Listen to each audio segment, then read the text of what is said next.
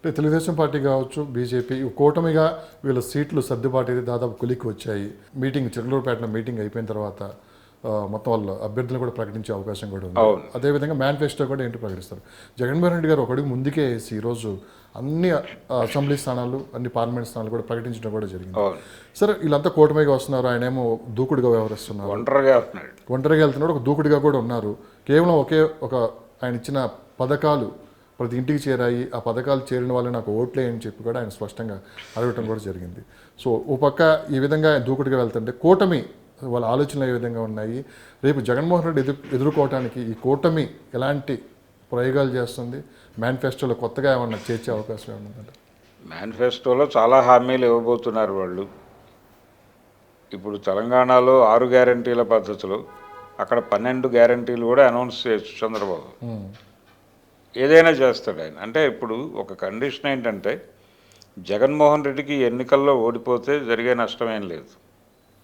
ఈ ఎన్నికల్లో ఓడిపోతే వచ్చే ఎన్నికల్లో గెలుస్తాడు, ఇబ్బంది లేదు. అంటే ఓటమిని ముందే ఏమైనా ఊహిస్తున్నారా? నో. ఒకవేళ ఓడిపోతే పరిస్థితి చెప్తున్నా, కానీ తెలుగుదేశం పార్టీకి ఈ ఎన్నికల్లో గెలుపు చాలా అవసరం. కానీ రాష్ట్ర రాజకీయాల్లో రెండు పార్టీలకి డూ ఆర్ డై అనే టైప్లో ఉన్నాయి. ఇటు తెలుగుదేశం పార్టీ రెండు పార్టీలకి 50-50 ఛాన్సెస్ ఉన్నాయి. ఈ పార్టీ ఓడిపోయినా ఈ పార్టీ పూర్తిగా ఇక భూస్థాపితం అయిపోయింది అని చెప్పి పెద్ద ఎత్తున చర్చ కూడా నడుస్తుంది. అటు వైసీపీ ఓడిపోయినా కానీ వైసీపీ కూడా పూర్తిగా భూస్థాపితం అయ్యే పరిస్థితి వైసీపీకి లేదు ప్రస్తుతానికి. కాంగ్రెస్ పార్టీ చూస్తున్నది అదే. కానీ జగన్మోహన్ రెడ్డి ఓడిపోయినంత మాత్రాన కాంగ్రెస్ పార్టీకి ఏదో జీవం వస్తుంది అనే పరిస్థితిలో జగన్మోహన్ రెడ్డి ఎట్టి పరిస్థితుల్లోనూ ఆ అవకాశం ఇవ్వడం. కానీ షర్మిలా రూపంలో రెడీగా ఉన్నారు కదా, అది కనిపిస్తోంది ఇప్పుడు మనకి.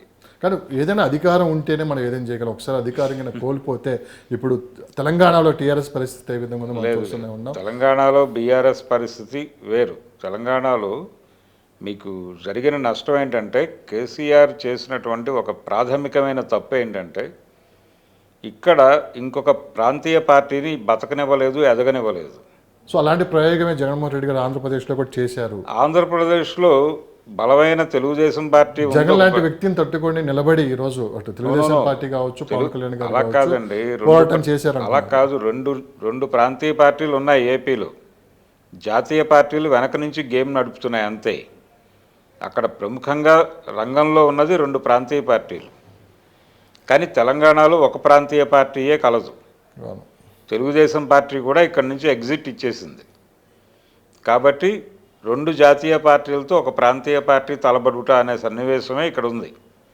అలా కాకుండా తెలంగాణ నినాదంతో ఇంకొక బలమైనటువంటి ప్రతిపక్షం ఉండుంటే బీఆర్ఎస్కి ఈ పరిస్థితి వచ్చేది కాదు కదా.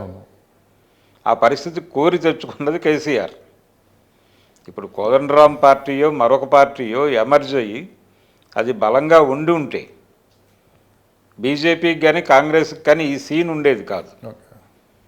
ఆ తప్పు చేయటం, దాని తాలూకా ఫలితాన్ని ఇప్పుడు అనుభవిస్తున్నాడు ఆయన. ఈ పరిస్థితి ఏపీలో ఉండదు. ఏపీలో సీన్ వేరు, తెలంగాణలో బీఆర్ఎస్ అంతర్ధానం అయ్యే పరిస్థితి ఉండటం వేరు.